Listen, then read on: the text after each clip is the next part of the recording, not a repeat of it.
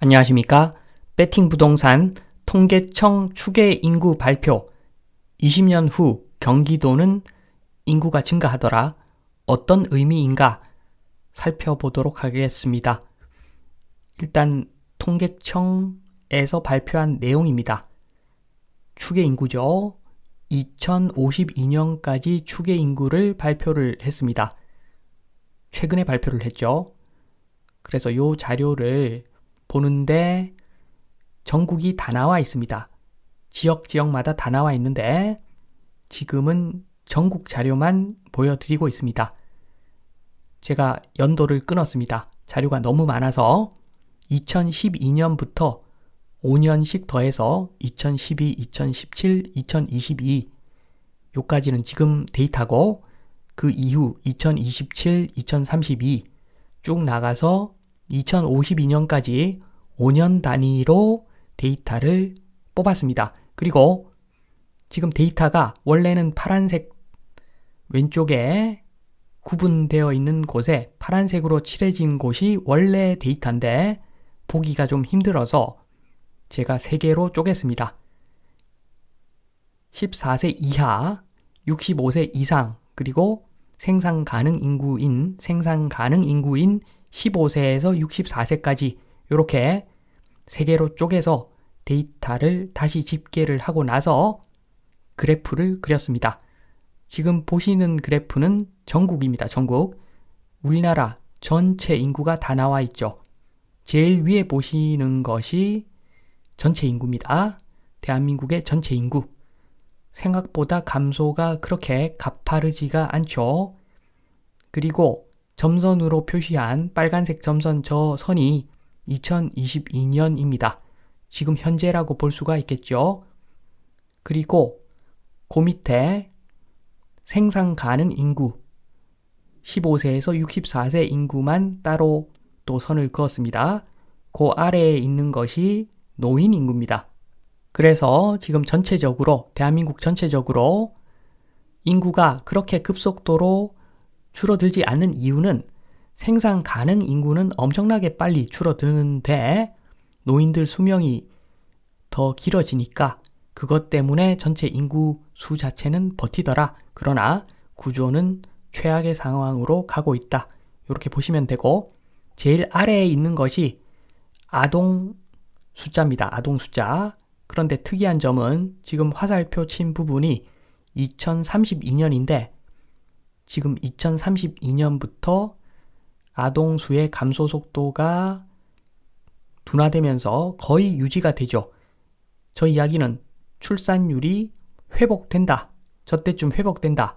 이런 의미인데 말이 안 되죠. 지금 상황을 보시면 지금 대한민국 정치권 그리고 공무원 그리고 학계 할 거 없이 지금 논의되고 있는 내용들을 다 들어보면은 결국에는 인구 감소, 합계 출산율 증가를 위한 정책은 거의 없습니다. 지금 논의되고 있는 것들은 오히려 젊고 똑똑한 사람들이 해외 이민 가게 만드는 정책만 펼치고 있는데 지금 10년 있다가 출산율 회복될 것인가? 저는 굉장히 부정적으로 봅니다. 이 점은. 그래서 지금 통계청 어차피 국가기관이니까 굉장히 긍정적으로 인구를 추정하고 있다. 저는 그렇게 일단 봅니다. 그러나 이 자료가 일단 맞다고 가정하고 추가로 지역 인구 추계를 한번 보도록 하겠습니다. 첫 번째 볼 지역은 서울입니다. 지금 서울을 보면 전국 평균보다도 오히려 인구 감소가 가파릅니다. 그 주요 원인을 보니까 생산 가능한 인구의 감소 속도가 오히려 전국 평균보다 더 빠릅니다.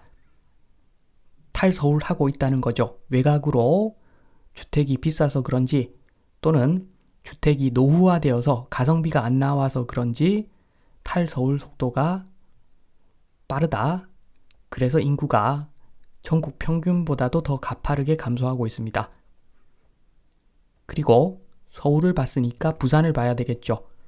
부산을 봐도 마찬가지입니다. 흐름이 똑같습니다. 서울하고 부산도 외곽으로 사람들이 빠져나가고 있더라. 이렇게 보여지고, 그리고 문제의 경기도, 제목에서 말씀드린 경기도 보겠습니다. 경기도는 인구가 오히려 늘어나고 있습니다. 추계 자료긴 하지만 2042년에 인구가 지금보다 많고 2052년에도 지금보다 인구가 많습니다. 원인을 보니까 두 가지인데, 첫 번째는 생산 가능 인구의 감소 속도가 서울이나 부산 같은 곳보다는 완만하더라. 나름 10년간은 방어가 좀 되더라. 요 점이고, 이보다 더 중요한 것은 노인 인구가 엄청나게 가파르게 늘어나더라. 그래서 요게 장점인지 단점인지 사실 알 수는 없습니다. 지금 요게 보기에 따라서 장점일 수도 있고 단점일 수도 있고, 인구가 늘어난다, 요 점만 보면 좋겠죠. 그러나 요게 마냥 좋은 일은 아닙니다. 나중에 설명을 다시 드리고 강원도로 넘어갑니다. 강원도는 오히려 서울, 부산보다도 경기도에 가까운 그래프를 그리고 있습니다. 그런데 차이가 있다면 생산 가능 인구는 가파르게 줄어들고 있죠. 반면에 노인 인구는 급속도로 늘어나고 있습니다. 어느 정도 이해는 되죠. 지금 30이 넘었는데 어느 정도 지역에 정착한 사람은 아마 늙어 죽을 때까지 강원도에 머무를 겁니다. 그런 측면에서는 좀 말이 될 수도 있는 이야기입니다. 요 그래프 자체는. 충청북도도 마찬가지죠. 같은 이유입니다. 똑같습니다. 충청북도 인구 감소 속도가 오히려 서울, 부산보다 완만하더라. 노인 인구가 많이 늘어나서. 제주도도 비슷하죠. 그런데 제주도는 거의 경기도 판박입니다. 생산 가능 인구의 방어도 어느 정도 되고, 그래서 경기도랑 제주도랑 엄청나게 비슷한 모습을 보이고 있는 것 같습니다. 이 정도 보고 나서 다시 경기도로 갑니다. 경기도 인구가 일단 늘어나서 좋아 보이죠. 인구가 많다는 것은 주택이 많이 필요하다는 것이고, 그러면 주택 가격 방어도 좀 될 것 같고, 그런데 문제는 인구 증가의 원인이 노인천하라는 겁니다. 노인천하. 이것은 제가 보기에는 오히려 안 좋을 수도 있습니다. GDP를 봐야 된다 그랬죠. GDP라고 하는 것은 생산 가능 인구가 만들어 가는 것입니다.